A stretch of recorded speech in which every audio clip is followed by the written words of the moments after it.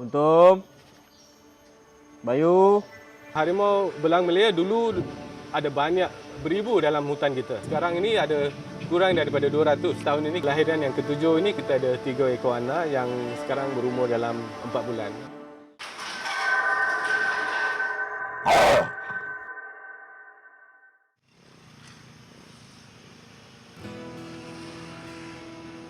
Zoo Taiping, destinasi pelancongan terkenal di utara semenanjung Malaysia.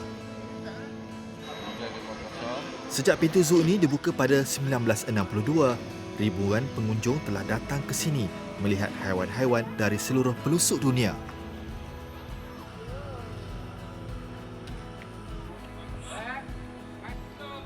Pelawat juga menyukai Zoo Taiping kerana di sini haiwan-haiwan bebas berkeliaran. Dan tapak pameran juga direka mengikut habitat asal. Maka tidak hairanlah rakyat Malaysia memilih zoo bersaiz 34 ekar ini antara lokasi percutian nombor 1 mereka. Hari ini, Zoo Taiping juga berperanan penting sebagai sanctuary untuk hampir 1,300 ekor haiwan dari 140 spesies. Yang ramai nanti-nantikan adalah atur cara yang bakal berlangsung di ruangan pameran yang dinamakan Seksyen 6 ini.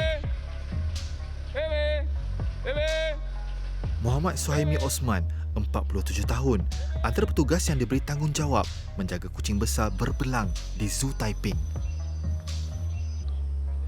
Pelawat teruja melihat aksi Suhaimi. Bukan setiap hari berpeluang melihat pergaulan manusia dengan pemburu kental dikeruni ramai dari jarak dekat.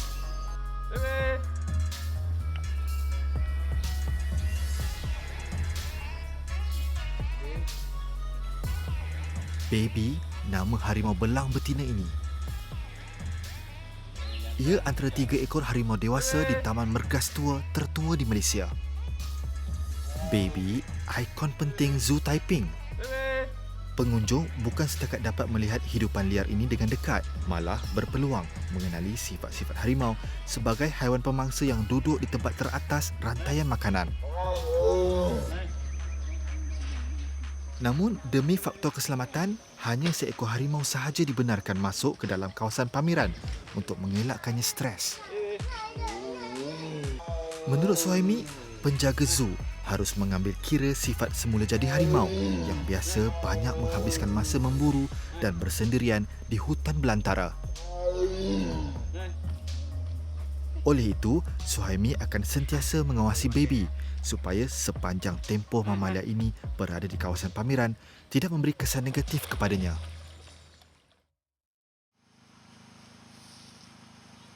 Jam 8 pagi. Ini rutin setiap pagi sebelum pintu masuk Zoo Taiping dibuka kepada pengunjung nanti.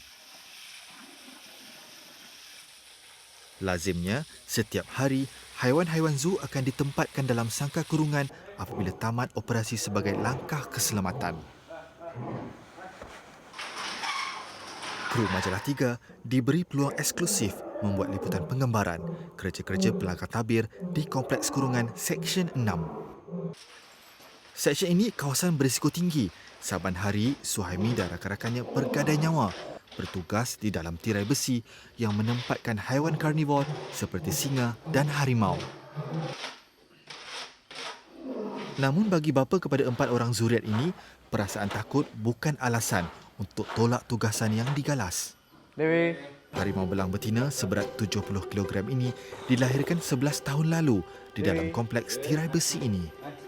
Menariknya, ketika negara dilanda pandemik COVID-19, Zoo Taiping dikejutkan dengan berita mengembirakan. Pada tanggal 12 April, Zoo Taiping mencatatkan sejarah apabila Baby melahirkan 3 ekor anak harimau. Sekaligus melipat gandakan populasi harimau Malaya di Taman Mergas Tua dari 3 kepada 6 ekor. Bersempena Hari Harimau Sedunia pada Julai lalu, anak harimau jantan diberi nama Puntum, manakala Teja dan Bayu anak harimau betina. Ketika penggambaran Majalah 3, anak-anak harimau baru berusia 4 bulan. Suhaimi dan Muhammad Nasrul Syafiq antara 3 orang petugas menjaga kebajikan haiwan berkenaan di dalam premis ini. Puntum, Teja dan Bayu kini kebanggaan Zoo Taiping kerana anak-anak harimau ini bukti program pembiakan harimau dalam kurungan berjaya. Menurut rekod, ini kali ke-7 anak harimau berjaya dilahirkan sejak program ini dimulakan sedekad lalu. Yang seekor yang menghadap ke sini ni adalah yang the male. We call him Puntum, and then this one is Teja and Bayu, the female. Yang female dia ikut sinilah. Okey, daripada diorang lahir dulu, kita tahu yang jantan tu because dia ada one characteristic, lengan dia sangat besar. So from there we know that yang tu yang male lah. Memang kita check pun memang dia jantan. And then yang female ni masa kecil dia a bit small. Kita boleh compare because selalunya jantan akan lebih besar daripada betina lah. And then dua betina ni ada dua karakteristik berlainan. Satu yang belah kanan sekali ni memang kuat tidur daripada kecil, memang every time kita try to get shots untuk ambil gambar pun dia akan tidur all the time. And satu lagi yang tengah-tengah tu yang paling garang sekali. Daripada kecil memang kita orang tengok even nak handle dia pun memang dia a bit aggressive lah, and then dia garang a bit. So kita orang ingatkan yang jantan lebih garang. So bila kita tengok our baby cubs ni yang betina yang lebih garang. So nak kata kalau tengok daripada rupa karakteristik, I think yang garang tu menyerupai ibu dia kot. Muka pun macam lebih kurang, I mean the white markings on the face macam menyerupai ibu dia lah. Pada tanggal 18 Mac lalu, berikutan pelaksanaan Perintah Kawalan Pergerakan PKP sebagai langkah menyekat penularan pandemik COVID-19, pintu masuk Zoo Taiping buat kali pertamanya ditutup kepada orang ramai. Namun, keperluan haiwan di dalam zoo tidak diabaikan dan kerja pemantauan berjalan seperti biasa. Taman haiwan ini kemudiannya beroperasi seperti sedia kala setelah PKP pemulihan diisytiharkan pada 10 Jun. Suhaimi dan Nasrul tidak menang tangan menjaga tahap kebersihan di Seksyen 6 supaya ia sentiasa pada tahap terbaik, lebih-lebih lagi dengan ketibaan 3 ekor bayi harimau. Pihak pengurusan zoo telah memperkenalkan beberapa pembaharuan seperti rumput kering untuk keselesaan penghuni barunya. Tengok kat sini, actually adalah bilik yang kita gunakan untuk ibu harimau dan anak harimau tu stay lah. At least daripada umur dia, daripada lahir sampai ke umur 4 hingga 5 bulan. Kalau kita sini, kita akan letakkan some plywood kat sini and ada batang kayu. Dan kalau kita tengok sini pun, ada kita sediakan rumput kering.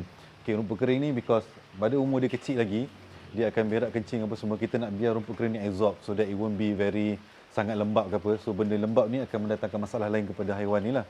And then kalau masa dia kecil dulu, kita akan block everything here tau. So takkan ada view luar. So rimau tu dan juga anak-anak dia akan rasa selamat dan rasa tenteram sikit lah because tempat agak tertutup. So what we do is we block and then gradually we remove a bit. Sikit-sikit kita buang plywood ni because kita nak bagi anak ni biasakan dengan manusia, dengan kaki tangan, dengan vet and unit veteriner yang datang ke sini lah.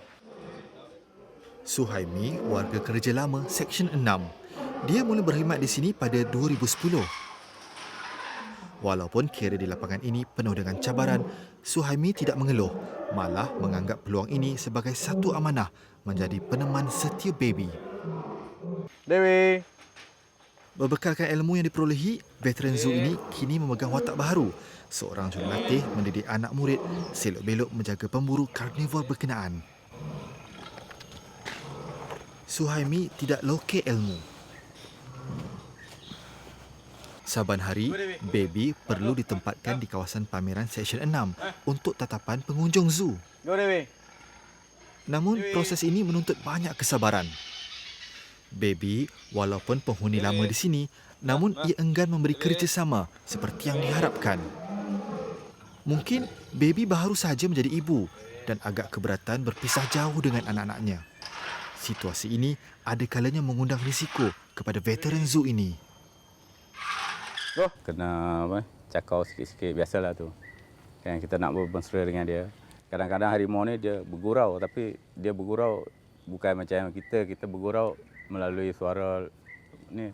Tapi binatang ni dia bergurau macam dia garuk ni, kuku dia tu tajam lagi. Dia ingat dia bergurau tapi dia dah ni sikit-sikit tu, biasalah.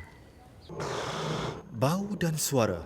Itulah rahsia Suhaimi mendekati pemburu gigi taring tajam ini. Baby akhirnya akur dengan arahan penjaganya. Puntum. Setelah selesai dengan baby, Suhaimi dan Nasrul mula mengalihkan tumpuan mereka kepada si kecil pula. Puntum. Ini peluang keemasan Nasrul, belajar Puntum. teknik jadi warden Go. harimau yang lebih mantap. Go. Berusia 27 tahun, Nasrul memulakan kerjanya di zoo ini 3 tahun lepas dan dia baru bertukar ke Seksyen 6 pada Mei lalu. Cabaran Nasrul hari ini memujuk Puntum, Teja dan Bayu masuk ke dalam ruang latihan. Puntum. Puntum. Bayu. Tapi proses ini tidak semudah seperti yang dijangkakan. Mungkin faktor usia, anak-anak harimau masih was-was apabila diarah masuk ke dalam persekitaran baharu bahagian tirai besi ini. Rutin latihan ini penting bagi mendidik ia berdikari dan supaya keseluruhan kawasan Seksyen 6 tidak lagi asing buatnya.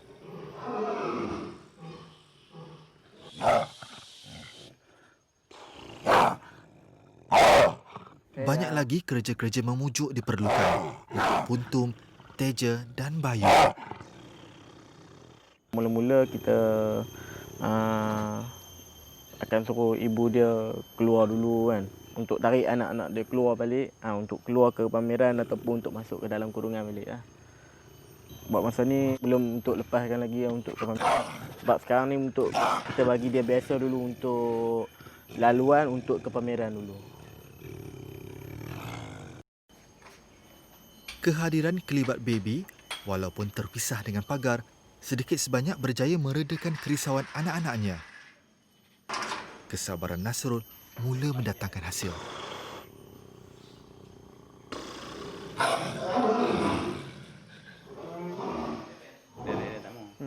Walaupun misi Nasrul berjaya, anak jati Taiping ini tidak pernah memandang enteng setiap situasi yang harus diharunginya. Sebagai petugas zoo, tiada ruang untuk alpa bila keselamatan diri menjadi taruhan. Rasa macam takut juga nak pegang apa semua kan. Tapi bila dah lama-lama, okey lah. Tapi untuk sebulan, 2 bulan macam tu kita boleh pegang, usap lagi kan. Kalau dah sekarang ni dah masuk 4 bulan lebih kan, dia dah sikit agresif lah. So kita tak boleh nak direct sangat dengan dia. Puntum. Go. Sesi latihan seumpama ini biasanya tidak melebihi 60 minit. Penjaga zoo akan mengawasi anak-anak baby supaya ia tidak keletihan.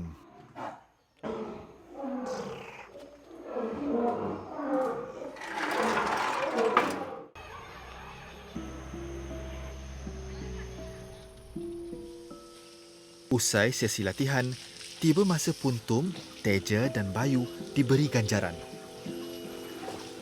Hampir 5 kilo daging mentah akan disajikan kepada setiap ekor anak harimau. Anaknya yang masih kecil, sebab tu kita potong satu keta ni kepada 6 keratan untuk anak dia test belajar makan. Di Zoo Taiping, sebahagian besar kos operasi membabitkan perbelanjaan membeli makanan. Pada tahun 2019 sahaja, peruntukan mencecah 2.5 juta ringgit.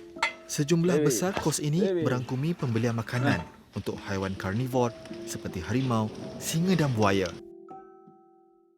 Kru Majalah 3 berkesempatan merakam saat-saat anak baby mula belajar memakan daging. Sesi menyambut juadah ini bukan sahaja penting bagi mendorong anak-anak harimau mengikuti latihan, malah ia aspek pendidikan untuk kebajikan haiwan-haiwan di dalam zoo. Namun, visual yang kami sempat rakamkan malangnya menunjukkan fokus anak-anak baby, bukan makanan yang disajikan. Mereka tampak lebih seronok bermanja dengan sang ibu.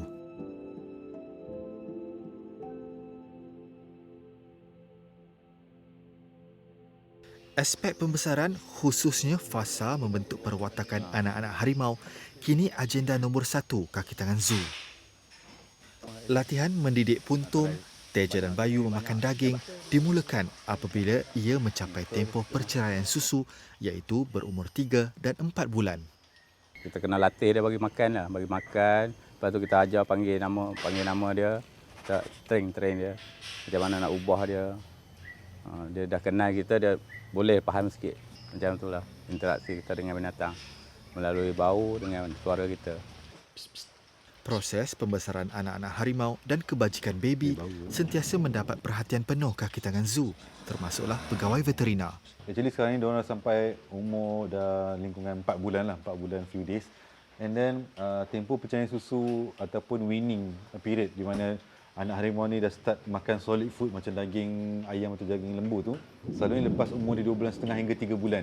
Selalunya umur dia 2 bulan setengah tu dia dah start try nak makan makanan daging tu lah. Mak dia akan datang and bawa and try to ajar anak dia makan daging lah.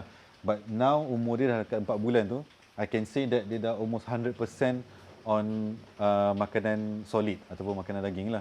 So kita dapat tahu because masa kecil bila dia on diet susu saja, badan dia akan more plump and macam more gebu sikit lah. And then bila dah start makan solid food tu ada more protein. Dalam daging kita akan nampak ada muscling ataupun kenaikan daripada otot pada badan-badan dia lah. So maknanya kita tahu dia dah start makan protein diet. Dan kita kena bagi tulang sekali because tulang tu adalah source of calcium untuk anak-anak harimau ni. Because masa dia minum susu, dia dapat calcium 100% from the susu. So bila dia dah cerai susu ni, untuk continue bagi kalsium kepada dia untuk pertumbuhan tulang, kita bagi dia makan tulang. Pagi ni kami sedang menyediakan sumpit ataupun dat untuk kita pemberian suplemen kepada ibu harimau. Blow.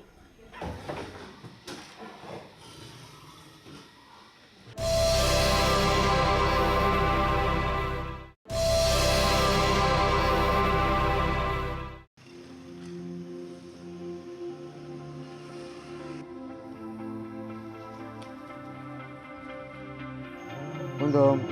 Go. Go.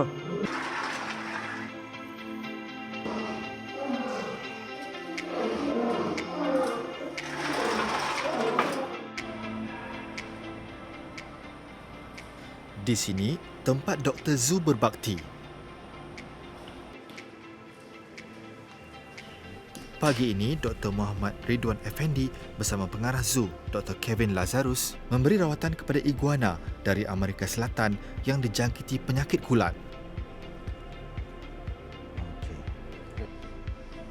Sebagai pegawai tertinggi Zoo Taiping, Dr. Kevin berperanan penting memajukan zoo ini sebagai pusat pelancongan terkenal di seluruh Malaysia.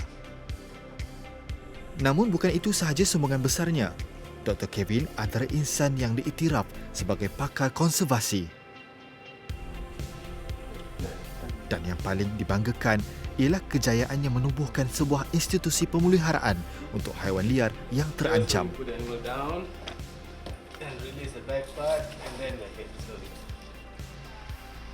Lau Burung, ini satu-satunya projek dekat dengan jiwa Dr. Kevin. Ia rumah kepada hampir 40 ekor burung botak upih. Menurut Dr. Kevin, spesies unggas ini hampir pupus pada tahun 90-an apabila habitatnya di pantai barat semenanjung Malaysia semakin terancam. Menyedari situasi genting ini, Zoo Taiping memulakan program pembiakan dalam kurungan yang pertama pada tahun 2005. Kerjasama dengan pihak perhilitan dan zoo negara akhirnya berjaya mengubah nasib burung yang disenaraikan dalam kategori spesies terancam pada 2016. Sebanyak 10 ekor burung botak upih telah dilepaskan ke kawasan Payu Bakau di Kuala Gula, Perak pada tahun tersebut.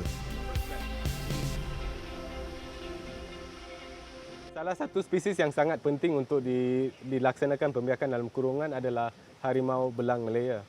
Sebab harimau belang Malaya dulu ada banyak, beribu dalam hutan kita.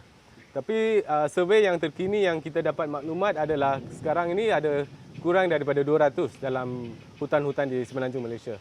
So ini adalah satu bilangan yang sangat membimbangkan dan kita telah berjaya lah tahun ini. Kita ada actually kelahiran yang ketujuh. Kita telah membuat pembiakan untuk jangka masa yang panjang dan kelahiran yang ketujuh ini kita ada 3 ekor anak yang sekarang berumur dalam 4 bulan.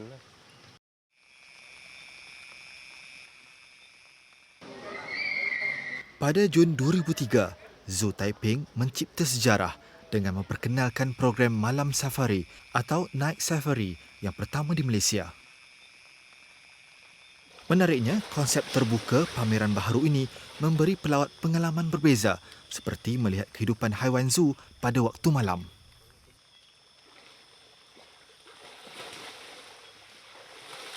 Pengunjung juga berpeluang menghayati tingkah laku haiwan nokturnal dengan bantuan teknologi lampu yang menyerupai cahaya bulan.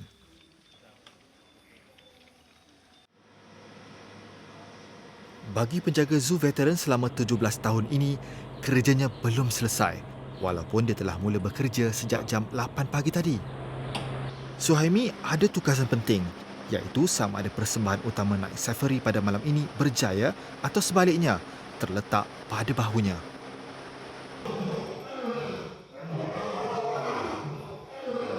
Bukan calang-calang orang boleh memasuki tempat ini.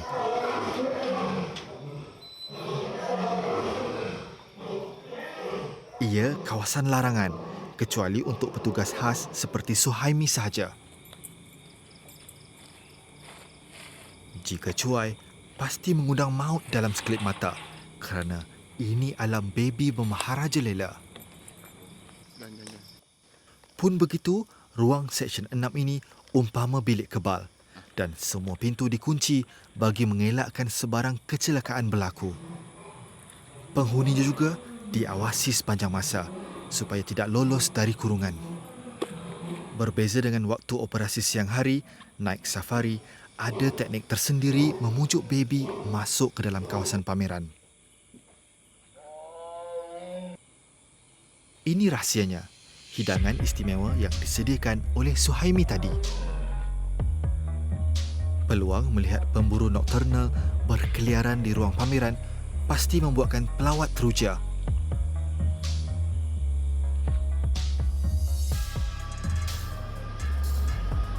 Majalah 3 berkesempatan mengenali dengan lebih dekat skop kerja sebenar seorang doktor haiwan di zoo.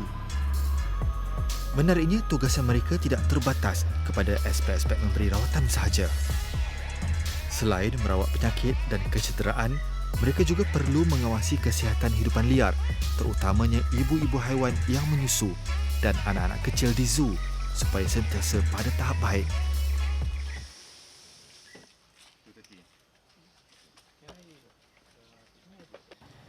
Fokus Dr. Ridwan dan pembantunya, Abdul Halim Muhammad Rosli, hari ini ialah penghuni masyhur Seksyen 6 dan ibu baharu baby. Sejak berita kelahiran 3 ekor anak harimau pada April lalu, beberapa langkah penting telah diambil oleh pihak zoo supaya kesihatan baby sentiasa terpelihara.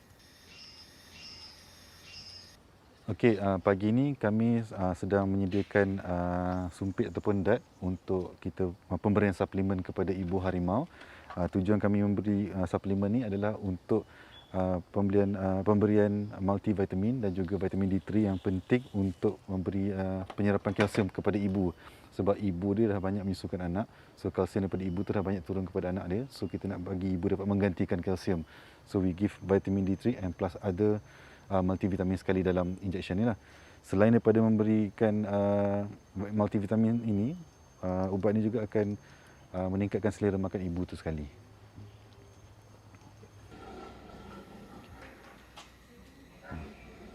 Berbeza dengan pesakit di hospital, langkah paling bijak dalam pemberian ubat dan zat berkhasiat kepada kucing besar seberat 70 kg ini memerlukan sedikit inovasi daripada pasukan perubatan dan bakat menggunakan daya hembusan. Blow.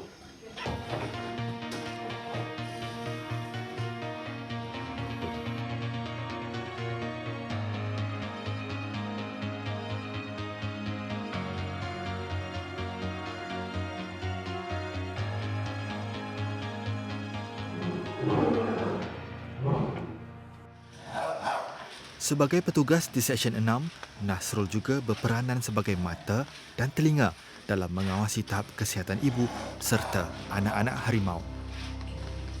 Pagi ini, Nasrul mempunyai tugas membantu tim Dr. Ridwan memenuhi misi penting. Tampak mudah, namun apa yang bakal berlaku mungkin menggugat nyawa Nasrul. dia terpaksa mengenepikan rasa takut untuk misi yang harus diharungi sebagai pekerja dalam kandang anak-anak harimau. Seminggu sekali, Nasrul akan membantu Dr. Ridwan mengumpul sampel najis anak sang rimau. Feedback sangat penting dalam pemeliharaan hidupan dia lah. For example, macam petang ni, bila saya datang, saya akan jumpa dengan keeper saya Nasrul. Saya akan tanya, how tiger tu macam mana hari ni? Anak rimau tu okey ke tak? Dia ada buang air besar atau kecil ke tak? Macam mana makan dia? And then kencing dia semua okey ke tak? And how, macam mana dia dengan ibu dia? Dalam keadaan sekarang pun dia dah besar sikit. So we want to see apa reaction dia dengan ibu dia lah. Other than that, usually what we do is routine fecal check. Maksudnya kita akan ambil sampel najis dia. Selalunya kita akan check for cacing lah. Because cacing ni adalah parasite yang dalam haiwan yang boleh menyebabkan masalah nutrisi pada diorang. So pengambilan sampel dan check for worms ni adalah very important actually. Ini sebahagian daripada infrastruktur penting Zoo Taiping. Di makmal ini, Dr. Ridwan akan melakukan ujian-ujian mengutip data dan mengesan punca gejala-gejala yang mungkin mengancam kesihatan penghuni di Taman Mergas Tua ini. Proses ini memerlukan ketelitian daripada Dr. Ridwan.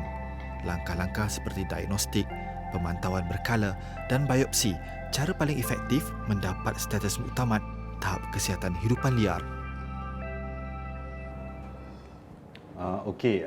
Tadi kita dah ada buat pensampelan najis untuk anak harimau yang bernama Puntum. And then kita orang dah buat fecal flotation test untuk sampel najis tadi. And dapati alhamdulillah tak ada langsung pun tanda-tanda yang anak harimau ni dijangkiti oleh apa-apa spesies cacing sekalipun. Dan biasanya kita akan buat pensampelan ni sebulan 4 kali ataupun kita dapat buat 2 kali sebulan pun sudah cukup memadai. Pada hari akhir penggambaran kami di Zoo Taiping, kami diberi peluang sekali lagi menyertai sesi latihan bersama baby dan anak-anaknya di Seksyen 6. Setelah sekian lama proses latihan, hari ini ia berjalan dengan lancar. Anak-anak harimau tidak segan lagi apabila dipujuk keluar bersama baby dari kandang kurungan. Mereka maju setapak lagi dalam kitaran hidup sebagai haiwan peliharaan dalam kurungan. Pencapaiannya kecil tetapi penuh bermakna. Ini hasil daripada dorongan dan titik peluh individu-individu yang bergelar penjaga zoo. Alah bisa tegal biasa. Nasrul juga tampak semakin yakin dengan cabaran yang diharunginya. Bagi pemuda berasal daripada Taiping ini, bekerja di Seksyen 6 telah membuka pelbagai peluang memperbaiki diri sebagai seorang penjaga haiwan. Namun apa yang bermakna bagi Nasrul ialah kesempatan untuk mengenali dengan lebih dekat anak-anak harimau di bawah jagaannya. Ini penting kerana dia antara orang pertama melihat kelibat 3 ekor anak harimau di Zoo Taiping pada bulan April lalu.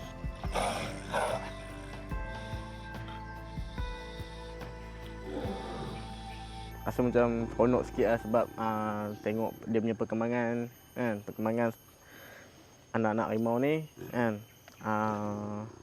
dalam aktiviti harian dorang lah. Zoo Taiping, lokasi kunjungan orang ramai kerana mereka tertarik dengan koleksi hidupan liar dan konsep pameran terbuka di sini. Namun apa yang patut dibanggakan ialah kejayaan zoo mempelopori program pembiakan dalam kurungan.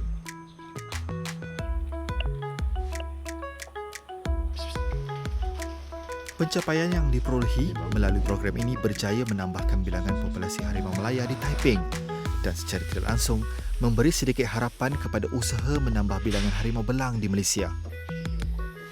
Tetapi hakikatnya program konservasi melalui pembiakan dalam zoo bukan jawapan mengatasi masalah kepupusan harimau di habitat semula jadi.